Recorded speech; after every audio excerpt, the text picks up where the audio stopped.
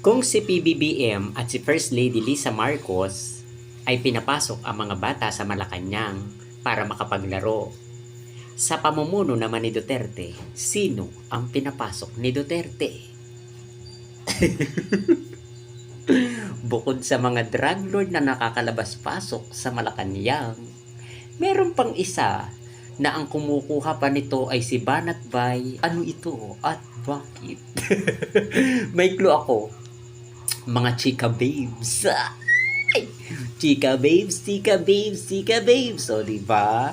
May patampat din dyan si PBBM. Kung pinapasok ni PBBM ang mga kabataan o ang mga bata para makapaglaro sa Malacanang, hindi patatalo ang panahon ni Duterte na pinapasok niya ay ang mga chikas at ang kanyang mga kaibigang drug lord. Si Richard Che na nakakalabas-pasok sa Malacanang na nahulihan ng 6.4 illegal polvoron.